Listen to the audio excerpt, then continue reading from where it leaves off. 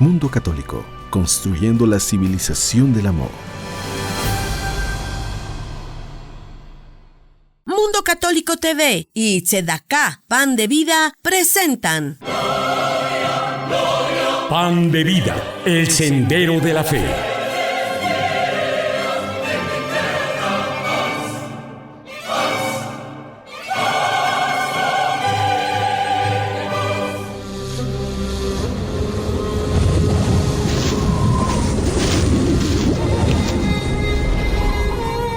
Y amarás al Señor tu Dios con todo tu corazón, con toda tu alma y con todos tus medios. Amarás a tu prójimo como a ti mismo. Estas palabras que te ordeno hoy deben permanecer sobre tu corazón, y las enseñarás a tus hijos, y hablarás de ellas cuando estés en tu hogar, cuando viajes en el camino, cuando te acuestes y cuando te levantes.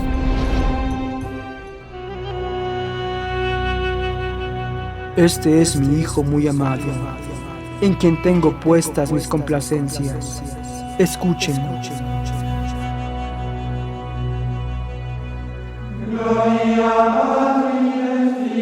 La vida en fe.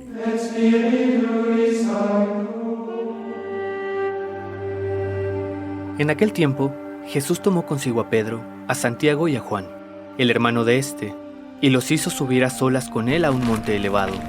Ahí se transfiguró en su presencia.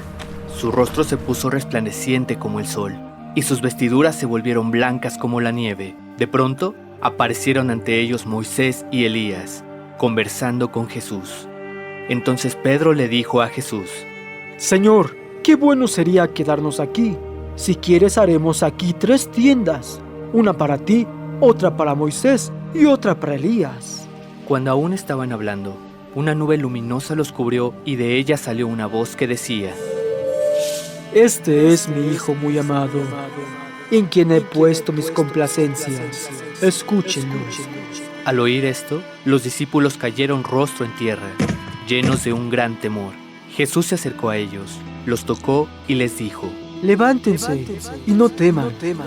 Alzando entonces los ojos, ya no vieron a nadie más que a Jesús. Mientras bajaban del monte, Jesús les ordenó: No le cuenten a nadie lo que han visto, hasta que el Hijo del Hombre haya resucitado de entre los muertos.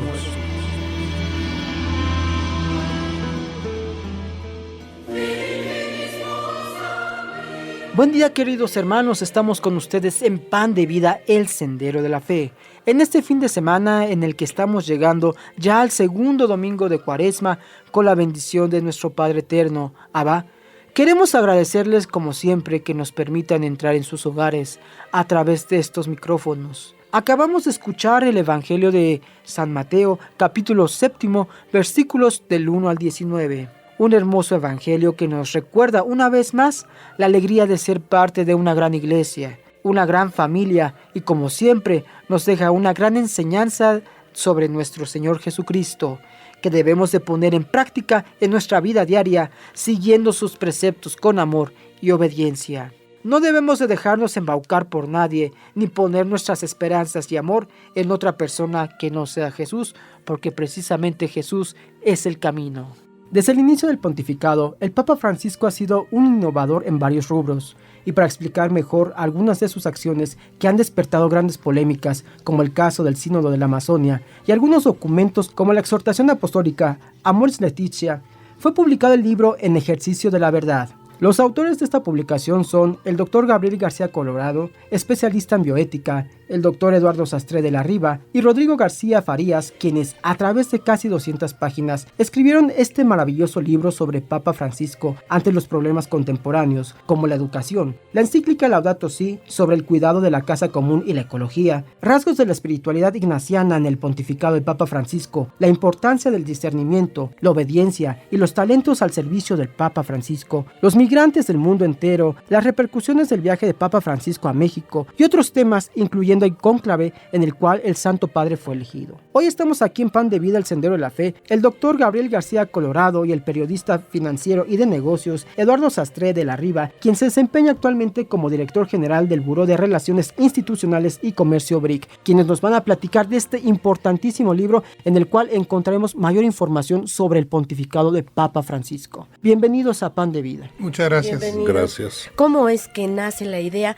de hacer el libro En Ejercicio de la Verdad? Nosotros, como muchos millones de católicos en todo el mundo, estábamos preocupados de estos ataques que su santidad recibía. Por cada buena propuesta del Papa, encontraba a alguien algo que criticar al Papa. Su trabajo impecable, su trabajo verdaderamente impresionante a favor de los migrantes, por dar un ejemplo, había quien lo criticaba. Quien sacaba datos erróneos, cifras o tergiversadas para decir el Papa está llenando de musulmanes Europa, se va a acabar la Europa cristiana, o decir el Papa está permitiendo que lleguen millones y millones de africanos. No hay un solo país en toda Europa, por poner este ejemplo, que tenga más del 9% de migrantes musulmanes. Y obviamente estas alarmas, estas mentiras, estas cifras falsas, obedecían a intereses ilegítimos, intereses que no podíamos comprender. Y el problema más grande que vimos es que había gente que creía esto. Está destruyéndose la Europa cristiana, está destruyéndose las familias, el Papa quiere cambiar los dogmas y quiere hacer algunas cosas indebidas, y el primer ataque que había tenido el Papa es decir que el cónclave donde él había estado electo no era legítimo, no era válido, porque había estado sujeto a las amenazas, a una serie de cosas en contra de Benedicto. Así es que nos reunimos, Eduardo, el padre Rodrigo y yo, y empezamos a manifestar esto, y empezamos a revisar cada uno de los documentos y a dar una puntual respuesta a cada uno de ellos. Esto es a grandes rasgos cómo empezamos. Realmente algo increíble que muchísimas personas no saben lo que es la exhortación apostólica Amoris Laetitia. Ustedes nos pueden explicar esto. Déjame decirte, Lourdes, primero solamente apostillar un poco lo que humildemente dice Gabriel. La verdad es que la inquietud nace en Gabriel. Gabriel es quien nos convocó, por lo menos a mí, a leer un documento base, una serie de preocupaciones en relación con lo que veníamos comentando en diversos foros sobre la realidad que hay en nuestra iglesia. La primera de esas realidades es que los católicos no estudiamos nuestra fe. Nos quedamos en el catecismo del padre Ripalda a los antiguos o en la primera comunión la gran mayoría y pensamos que todo lo demás es inmanente. Y bueno, a diferencia de los musulmanes, los judíos y otras religiones, incluso de Oriente, la gente dedica tiempo de su vida a entender por qué está aquí, a qué vino aquí y en quién y qué y cómo va a creer. Nosotros los católicos, yo pienso sinceramente, vergonzantes. Primero porque si nos pidieran como a los judíos salir con una kipa algún día de la semana, bueno, ni en drogas lo haríamos. Si nos pidieran que saliéramos con un crucifijo colgado el domingo, tampoco. Una parte que tuvimos que analizar y ver es que nuestra iglesia primero tiene un gran o ha tenido un gran abandono de los que son miembros de la iglesia. No podemos soslayar este punto. Segundo, que eso ha servido para los enemigos de la iglesia verdadera, la iglesia de Cristo, el Hijo de Dios, para evidentemente socavar los valores que esta iglesia postula y de esa forma poder esclavizar más fácilmente las conciencias y el pensamiento de muchas comunidades y de muchas personas que hoy prefieren la bulia, la distracción, el no comprometerse y el cansancio y creer que todo te caerá como un maná del cielo. Esto es una equivocación. Sí, totalmente. Entonces, cuando Gabriel, él preocupado y metido en este tema, nos invita porque él es el de la iniciativa, ni Rodrigo ni yo. La verdad es que él tiene ese mérito y nos dice, oye, pues necesitamos escribir, necesitamos ver de qué manera sacudimos las conciencias, ¿no? Como diría alguien en el pasado, que no me acuerdo quién fue, pero con mucha certidumbre, tenemos que hacer ver que pasó el tiempo de las conciencias tranquilas, ¿no? Porque esas conciencias tranquilas que han caracterizado nuestro tiempo son conciencias de, no, yo sí cumplo con, voy a misa, entre comillas, porque van más bien a pedir más dinero a las iglesias que a un banco.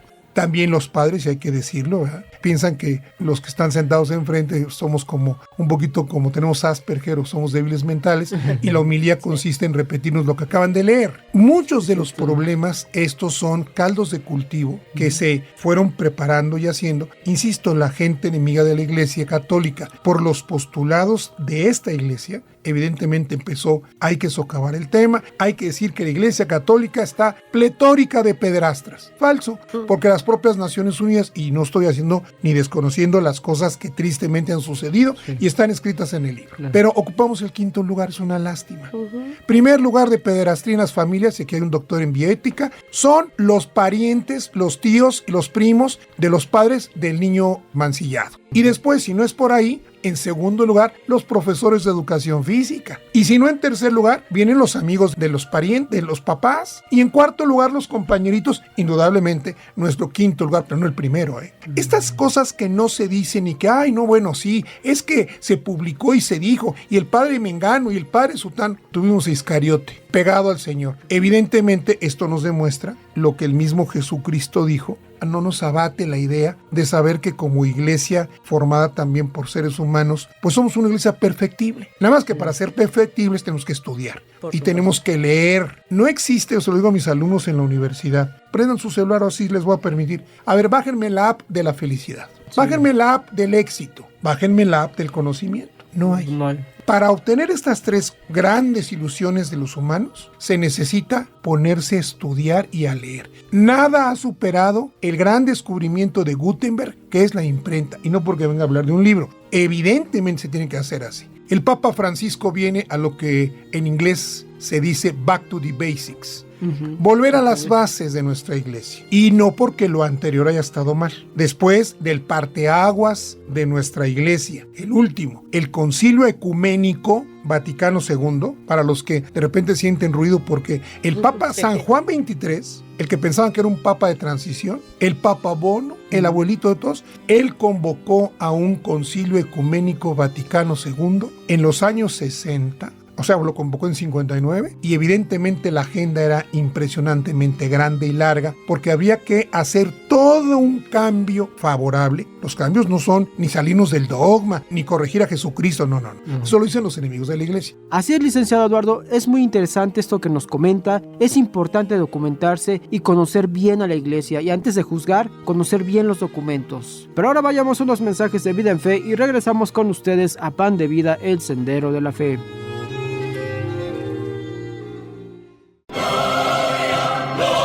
Pan de Vida, el Sendero de la Fe.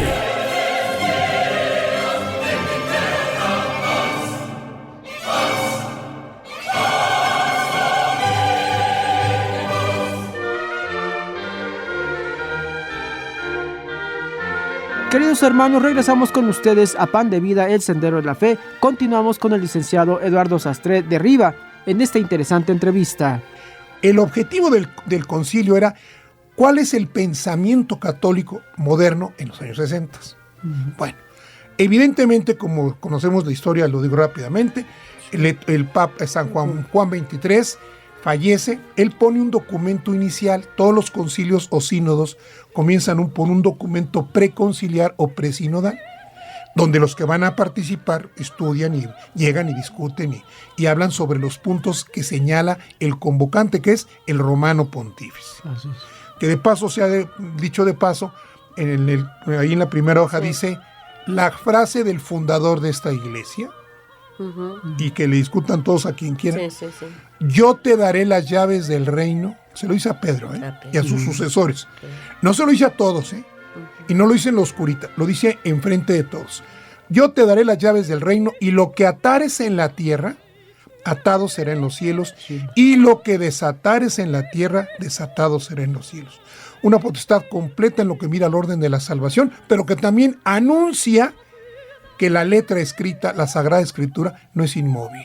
Claro, sí. Y anuncia que los textos en las Sagradas Escrituras no son inmutables, porque precisamente deja en el Romano Pontífice el hecho de analizar y entender los tiempos en que habrá de transitar la Iglesia Católica, como la vida espiritual, igual que la vida humana nació en las cavernas y nos manejamos poco a poco, a través del conocimiento, en el descubrimiento de las cosas.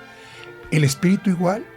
El Espíritu vino durante el Antiguo Testamento en un proceso de transformación y cambio. Y Jesús aclaró, no vine a derogar nada, pero les vengo a explicar lo siguiente. El Evangelio del próximo domingo, mañana que es este domingo, dice justamente exactamente eso.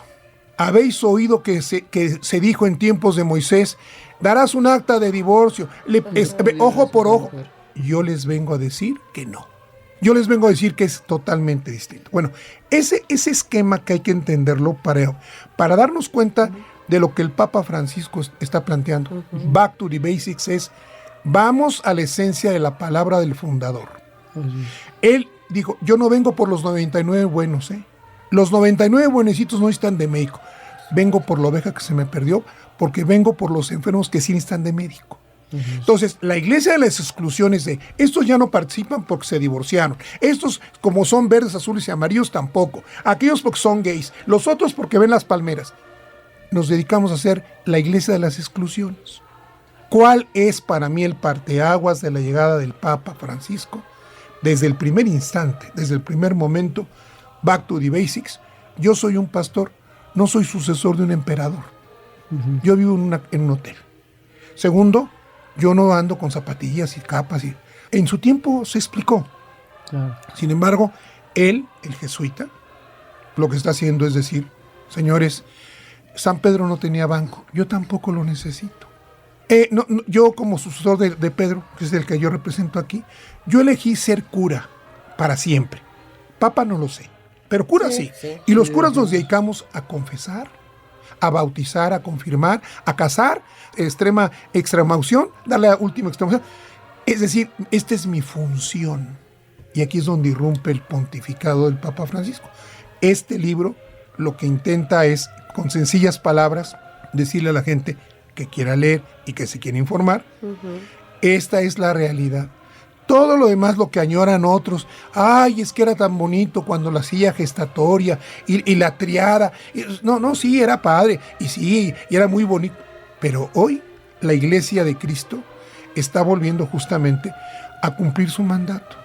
En los últimos tiempos, que estos no son, por cierto, Satanás marchará en medio de mi iglesia, pero, no se angustien, las puertas del infierno no prevalecerán contra ella. Y eso quiere decir que pues sí, va a haber calambres, va a haber sustos, y qué barbaridad, y el obispo mengano, y uno que quiere que pide la renuncia del Papa. Bueno, ha habido de todo. La verdad que nos va a hacer libres, y por eso se llama así. Como creemos en el tema de que la verdad nos va a hacer libres, el libro se llama En ejercicio de la verdad. Bueno, estaba yo dando como marco de referencia lo que ha sido el origen del pontificado del Papa Francisco. Yo en lo personal considero que hasta este momento el documento pontificio más importante es esta exhortación, no es encíclica, que hace el Papa Francisco como producto de los dos sínodos convocados por él sobre la familia y el amor. La respuesta de él es una respuesta muy profunda. Hay que recordar que el Papa Francisco es un gran teólogo, es un gran jesuita y un gran doctor en Sagrada Escritura. Y evidentemente lo que él hace al contestarle a los obispos del sínodo es darles la nueva pauta de lo que es la alegría del amor. Sí. La alegría del amor es un documento que nos sirve a todos los fieles de la Iglesia para entender, ahora sí, el fenómeno de familias, para entender las relaciones entre los seres humanos, para entender la nueva moral sexual católica. Y digo nueva porque simple y sencillamente no es que la cambie, es simplemente que la especifica.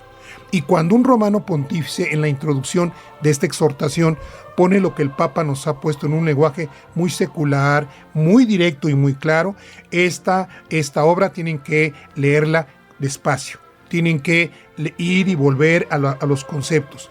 Especialmente, dice él, les pido que lean con mucho detenimiento y que la reflexionen lo que se refiere al capítulo 8, que se llama de las situaciones irregulares. Recordemos que los sínodos se convocaron por dos grandes temas. El tema de los divorciados vueltos a casar, el tema de la comunión y el tema evidentemente de los homosexuales, las familias homoparentales, lo que han llamado las familias naturales versus las otras familias. El Papa viene y define con una gran claridad y con una, de verdad, apego a la doctrina cristiana y católica, para que nadie diga que está cambiando, podría hacerlo, por lo que dije hace rato sobre la potestad que Cristo el fundador le dio. Sin embargo, no hace ningún cambio, simplemente puntualiza y precisa la gran tesis de él, que recordemos que se convoca también en medio de los dos sínodos el Jubileo de la Misericordia, que abrió la puerta jubilar en el Vaticano, para todo lo que eso significa para los creyentes en cuanto a lo que representa lo que es la indulgencia plenaria. En ese Jubileo de la Misericordia, el Papa promulga un libro, que es una entrevista con un periodista, Tornelli, y evidentemente dice: el nombre de Dios es misericordia. Y explica claramente, como previo a Amoris Laetitia, lo que significa que misericordia es más grande que el perdón.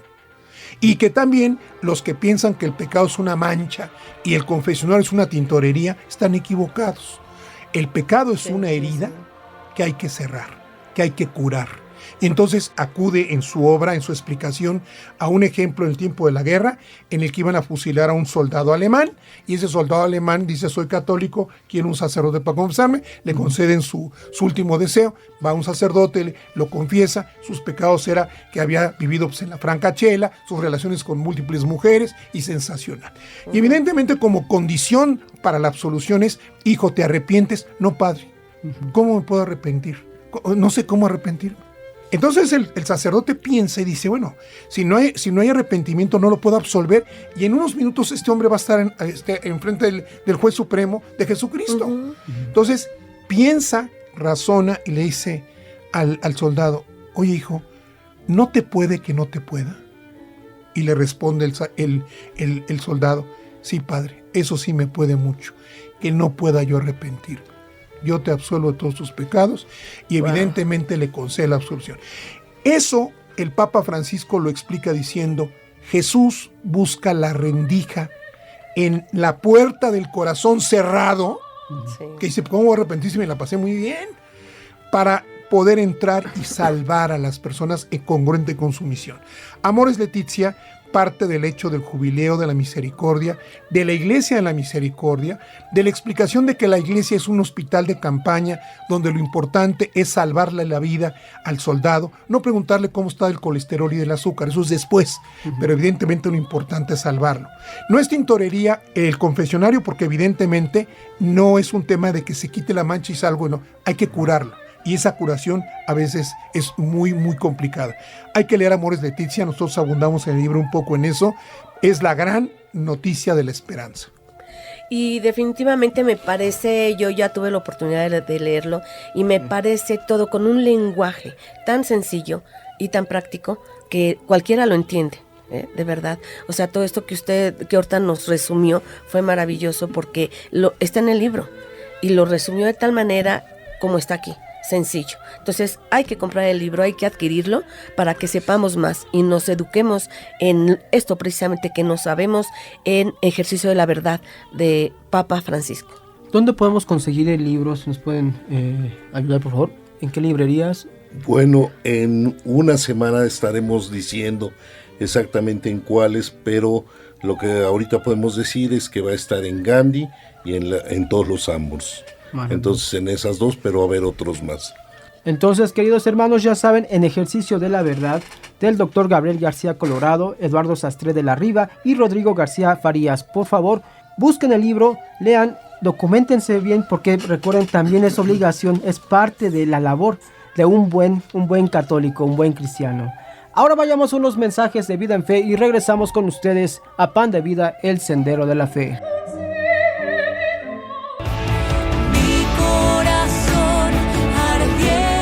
Festival Internacional de Cine Católico invita Corazón Ardiente. Una fuerza invencible aspira a salvar al mundo. Acude a tu Cinemex favorito al gran estreno en México el 19 de marzo. Disfrute de las actuaciones de Karime Lozano, Carmelo Crespo y otros grandes actores. No se la pueden perder. Corazón Ardiente. Festival Internacional de Cine Católico.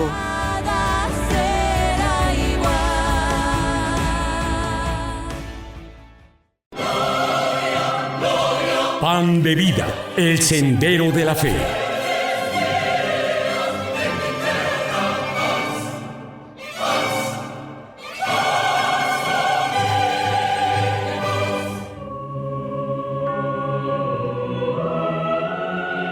Queridos hermanos, regresamos con ustedes a Pan de Vida, el Sendero de la Fe. También contamos con la presencia de Miguel Díaz, nuestro colaborador y amigo, hermano en labor pastoral. Miguel, adelante. Gracias, Salvador. Bienvenidos, Eduardo y Gabriel. Se proyecta presentar el libro en el mes de mayo, en México. ¿También será presentado en Roma y en el Vaticano? Sí, es una bendición. No paran las bendiciones con la obra a favor de la Iglesia. Le pidió Eduardo al embajador de México en el Vaticano, Alberto Barranco, que prologara esta obra, y él lo hizo con mucho gusto. Es un periodista, un escritor que también ha escrito muchas cosas religiosas y nos ha invitado para la primera semana del mes de mayo. Estaremos presentando esta obra en Ciudad del Vaticano. Doctor Gabriel, el libro también nos trata de un documento muy importante que es Laudato Si, en el cual se habla de la importancia de cuidar la casa común, que es la ecología, el planeta Tierra, y yo pienso que a partir de aquí también se da el sínodo de la Amazonia, que es como un comienzo de tener el concepto total de la importancia de cuidar nuestros bienes y los recursos naturales. ¿Nos puede platicar sobre este documento?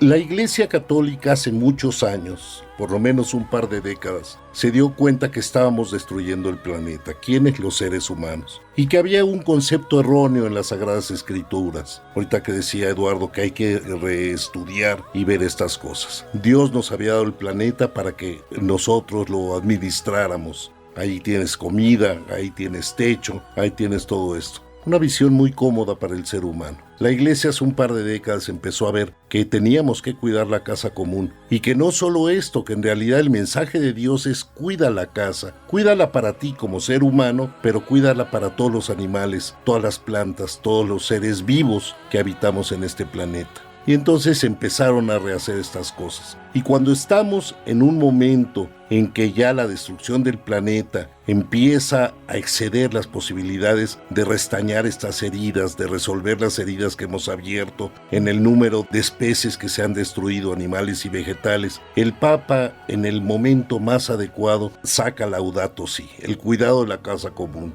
Y este cuidado de la casa común le ha merecido elogios en todos los sentidos. Obama lo ha llamado al Papa el emperador de la paz. Le han llamado la autoridad moral más importante de este planeta. Es decir, tocó un tema que algunos gobernantes están negando: el calentamiento global, la destrucción de las selvas, la destrucción de lo que nos está dando a nosotros hoy para comer y que les va a dar a las generaciones futuras. Y tienes, Salvador, una muy buena idea de esto. Están íntimamente ligados el Sínodo de la Amazonia con Laudato Si. Porque a final de cuentas en el Sínodo de la Amazonia lo que está diciendo el Papa, lo que nos está mostrando es un área de 8 millones de kilómetros cuadrados, la selva más importante del planeta, que aporta el 17% del agua que sale, del agua dulce que llega a los mares. Ese es el pulmón del planeta, la Amazonia, y entonces está ligado absolutamente con Laudato Si. Hace una invitación, una reflexión, un discernimiento de cuál es nuestra obligación como seres humanos y como católicos, como cristianos, de qué debemos hacer con esto. Es uno de los instrumentos, acaba de mencionar Eduardo, Amoris Laetitia. Quizá no tenga la importancia en cuanto al manejo de esta nueva moralidad sexual y esta nueva moralidad de las familias, pero tiene la importancia de ser el documento en medio ambiente más importante de los últimos 20 años en cualquier parte del planeta. Y además, cuando un pontífice es el vicario de Cristo, que es el jefe de la Iglesia, que es el jefe de un Estado Vaticano, de un Estado dentro de la Unión Europea, hace estas reflexiones, ha invitado a todos. Es un documento fundamental de lectura, como muchos otros que ha hecho el Papa Francisco. Para hacer este libro realmente se tuvieron que sustentar en muchos documentos. ¿En cuál de ellos se basaron?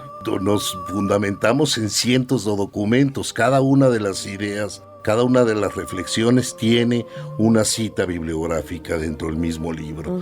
Para afirmar que el Papa estuvo perfectamente lícito su nombramiento, citamos las fuentes de la propia Iglesia Católica.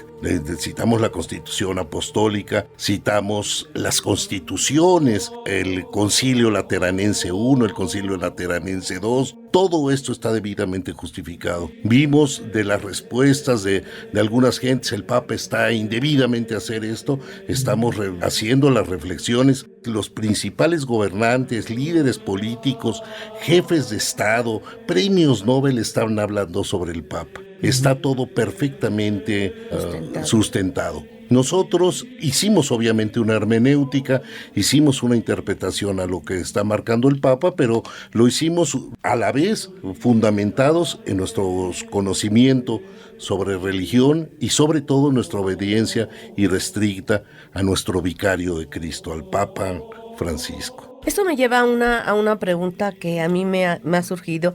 ¿Tiene conocimiento Papa Francisco en ejercicio de la verdad? Ay, yo quisiera pensar, el embajador se llevó algunos tomos y acaba de pedir algunos más para entregarle a este. Y sabemos que en algún momento va a invitar al Papa. No sabemos si él vaya a ir a la presentación, pero seguramente va a estar invitado y seguramente se le va a entregar la obra. Y nosotros en la visita al Vaticano, obviamente lo dejaremos en el despacho del Papa. Sí, no sabemos si lo vayamos a ver a él, pero con su secretario particular o en la Casa Santa Marta. Esta humilde casa, este humilde hotel donde vive él y come en el primer piso acompañado de todos los trabajadores, de monjitas y de la gente que vive esto. El Papa que ha roto estos paradigmas ya no vive en un castillo, ya no vive en un palacio, vive en una humilde casa. Yo puedo asegurar que le va a encantar el ejemplar. El libro es precioso, es maravilloso y me gusta muchísimo. Entonces estoy segurísima de que le va a encantar y lo recomendamos ampliamente. Precisamente hablando del embajador de México en la Santa Sede, Alberto Barranco es quien hace el prólogo de este libro. ¿Cuál fue la reacción del embajador al haberle solicitado que participara? También fue partícipe de esta obra interesantísima, esta gran obra rica en información. Alberto Barranco Chavarría es un hombre muy vinculado a la Iglesia Católica desde muy joven. Alberto Barranco Chavarría fue el autor hace muchos años de una publicación sensacional que se llamaba Vidas Ejemplares, que era un cuentito que hablaba cada semana de la vida de los santos, de diversos santos. Sí. Alberto Barranco es un hombre indudablemente de fe y es también una persona que tiene una excelente relación con las estructuras de la Iglesia. Yo creo que a eso se debe centralmente la razón de su elección como embajador de México ante la Santa Sede. No ante Italia, sino ante la Santa Sede. Y bueno, evidentemente para nosotros era muy motivante que nos honrara con este prefacio, con este prólogo, porque evidentemente nos permitía que un hombre conocedor de la temática, un hombre que está viviendo la realidad del Vaticano, pues hiciera este cíngulo de Francisco, como él le llamó. Él es un gran escritor. Alberto Barranco ha escrito y publicado muchísimos libros en diversas materias. Y bueno, particularmente, si ustedes lo ven, hasta el título, El cíngulo de Francisco, hace un paralelismo entre el santo que inspira a Jorge Bergoglio a adoptar este nombre de llamarse Francisco. Ya para finalizar, una invitación a nuestros radioescuchas para que se acerquen y consigan el libro, para que lo lean y se documenten más precisamente del pontificado del Papa Francisco. Nosotros les hacemos una atenta invitación a todos los hombres y mujeres de buena fe a que adquieran y lean esta obra, que vean el pontífice más importante en muchos siglos en nuestra casa, en nuestro hogar, en nuestra iglesia, y estas obras que está haciendo, que revisen cuál ha sido su impacto en educación, con escuelas en Argentina, que vean cuál fue el impacto maravilloso de la visita del Papa, esa cortísima visita, cuál fue en el perdón con las mujeres que estaban en la cárcel en Ciudad Juárez, y en algo que se mencionó en un programa televisado aquí en aquella época, que no tuvo una gran difusión, pero que ahora se habla de este fenómeno en todo el mundo. Y alguien dijo en esa ocasión, el Papa Juan Pablo II llenaba las plazas, llenaba las calles. El Papa Francisco está rellenando nuevamente las iglesias. Maravillosa frase, y es muy cierto. Y lo importante es un Papa que vive el tiempo actual y que precisamente es necesario adaptarse a los tiempos actuales para de nuevo reunir a la iglesia en una sola. Recuerden que el libro lo van a encontrar en librerías Gandhi y en todas las librerías de tiendas Sambor. Pues bien, hemos llegado al final de esta entrevista, esperamos que la hayan disfrutado y probablemente tendremos una segunda parte porque hay que hablar mucho más sobre este interesante libro. Apenas fue una probadita de esta excelente obra literaria.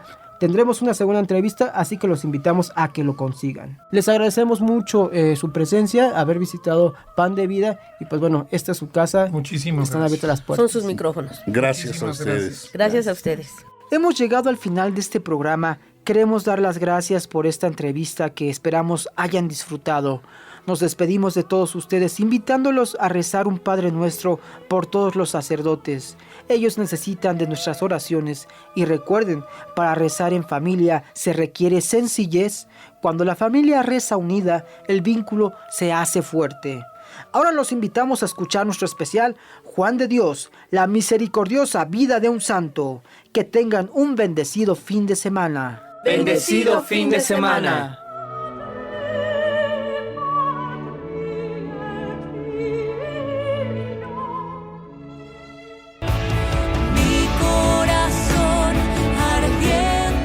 Festival Internacional de Cine Católico invita. Corazón Ardiente, una fuerza invencible aspira a salvar al mundo. Acude a tu Cinemex favorito al gran estreno en México el 19 de marzo. Disfruta de las actuaciones de Karim Lozano, Carmelo Crespo y otros grandes actores. No se la pueden perder. Corazón Ardiente. Festival Internacional de Cine Católico.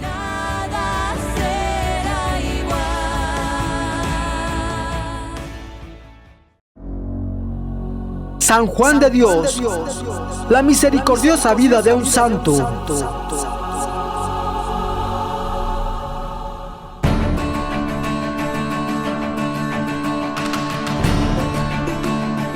La Iglesia Católica celebra la fiesta de San Juan de Dios.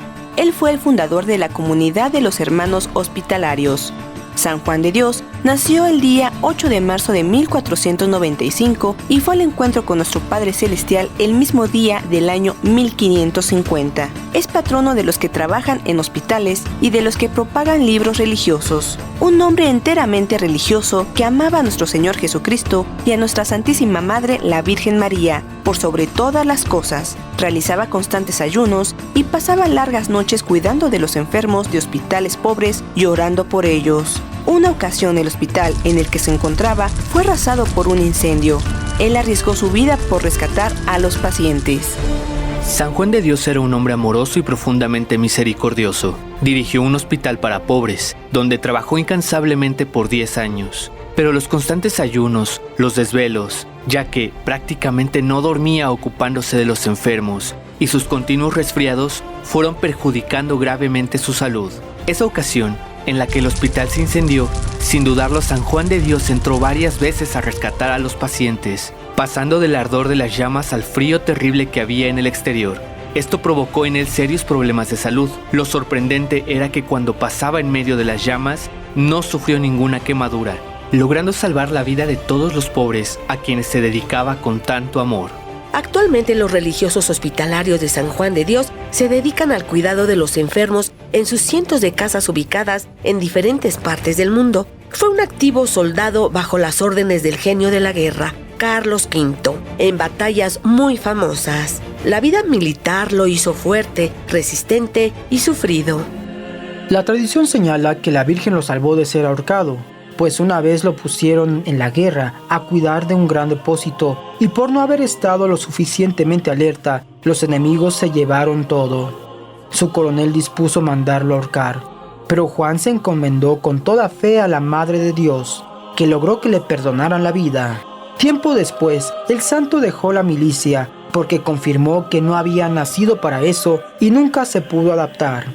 Salido del ejército, quiso dedicarse a evangelizar y hacer un poco más de apostolado, y encontró parte de su misión en la venta de estampas y libros religiosos. Esta actividad le dio mucho más satisfacción espiritual. Cuando iba llegando a la ciudad de Granada, vio a un niñito muy pobre y muy necesitado.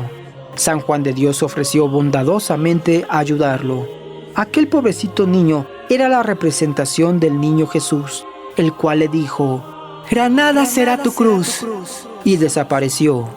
Estando Juan en Granada vendiendo sus libros religiosos, llegó al lugar el famoso padre San Luis de Ávila, quien estaba de misión predicando. Juan asistió a uno de sus elocuentes sermones, y en pleno sermón, cuando el predicador hablaba contra la vida de pecado, nuestro Juan se arrodilló y empezó a gritar: Misericordia, Señor, que yo soy un pecador. Y salió gritando por todas las calles, pidiendo perdón a Dios. Tenía unos 40 años. Se confesó con San Juan de Ávila y se propuso una penitencia muy especial: hacerse loco para que la gente lo humillara y lo hiciera sufrir muchísimo. Repartió entre los pobres todo lo que tenía en su pequeña librería. Empezó a deambular por las calles de la ciudad pidiendo misericordia a Dios por todos sus pecados. La gente lo creyó loco y empezaron a atacarlo a pedradas y golpes. Al fin lo llevaron al manicomio y los encargados le dieron fuertes palizas, pues ese era el medio que tenían en aquel tiempo para calmar a los locos: azotarlos fuertemente. Pero ellos notaban que Juan no se disgustaba por los azotes que le daban, sino que se le ofrecía todo a Dios. Pero al mismo tiempo, corregía a los guardias y les llamaba la atención por el modo tan brutal que tenían de tratar a los pobres enfermos. Aquella estadía de Juan en ese manicomio, que era un verdadero infierno, fue verdaderamente providencial, porque se dio cuenta del gran error que es pretender curar a los enfermos mentales con métodos de tortura, y prometió que cuando quedara libre fundaría un hospital, en el cual, aunque él sabía poco de medicina, demostraría que él era mucho mejor que los médicos, sobre todo en lo relativo a las enfermedades mentales, y enseñaría con su propio ejemplo que con misericordia a ciertos enfermos hay que curarles primero el alma y después obtener la curación de su cuerpo. Sus religiosos atienden hoy día a enfermos mentales en todos los continentes y con grandes y maravillosos resultados, empleando siempre los métodos de la bondad y de la comprensión, en vez del rigor irracional de la tortura.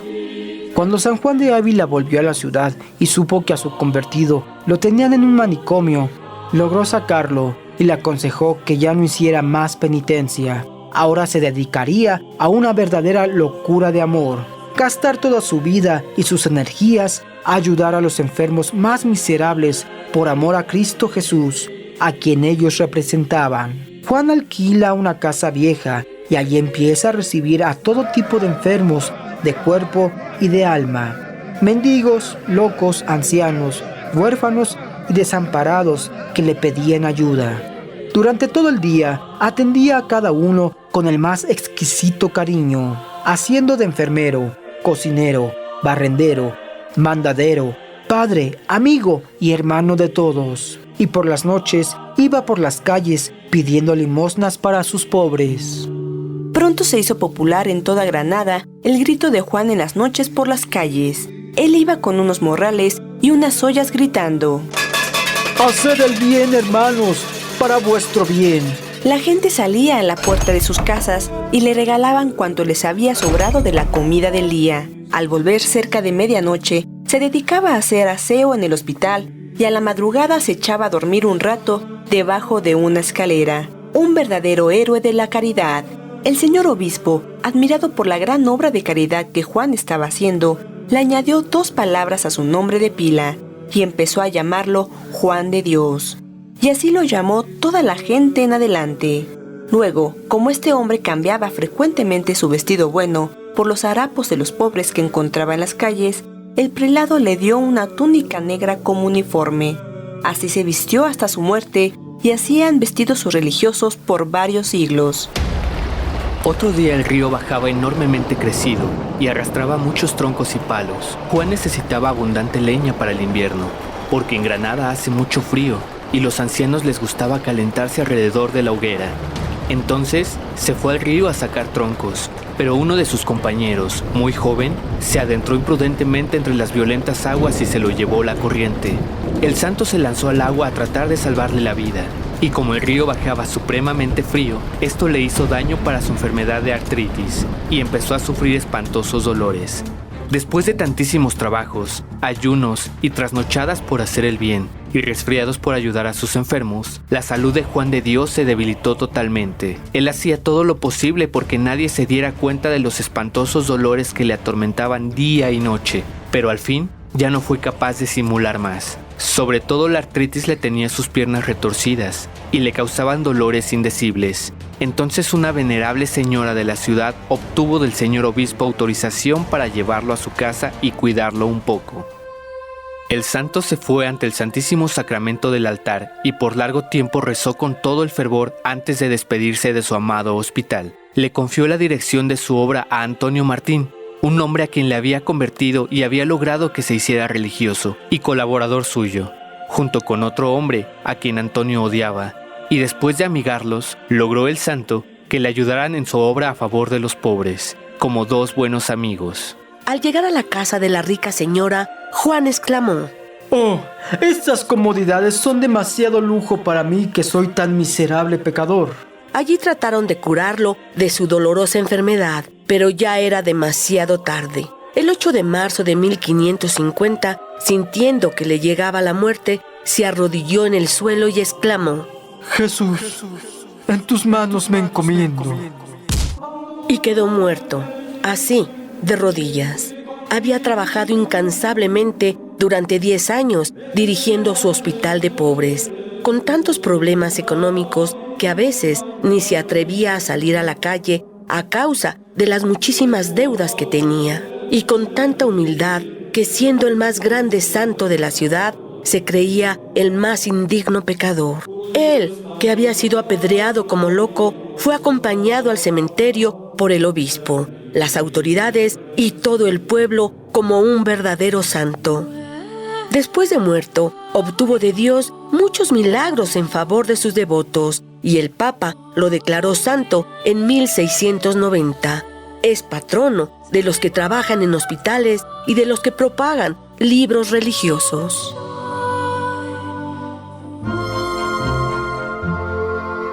San Juan de Dios, un hombre misericordioso que amó a su prójimo como a sí mismo. La misericordia y el amor por los enfermos fue el alimento que dio vida a su misión. Fue la luz que brilló en la oscuridad de la vida de los pobres y enfermos que parecían ya no tener más lágrimas que derramar por tanta pobreza y sufrimiento.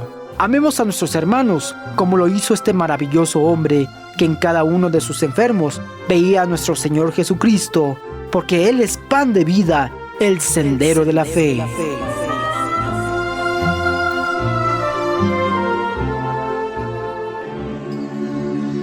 Señor Jesús, tú eres nuestra paz. Mira nuestra patria dañada por la violencia y dispersa por el miedo y la inseguridad. Consuela el dolor de quienes sufren, da acierto a las decisiones de quienes nos gobiernen. Toca el corazón de quienes olvidan que somos hermanos y provocan sufrimiento y muerte. Dales el don de la conversión. Protege a las familias, a nuestros niños, adolescentes y jóvenes, a nuestros pueblos y comunidades. Que como discípulos misioneros tuyos, ciudadanos responsables, sepamos ser promotores de justicia y de paz, para que en ti nuestro pueblo tenga vida digna. Amén. San Juan de Dios, la misericordiosa vida de un santo. Yo soy el pan de vida, dijo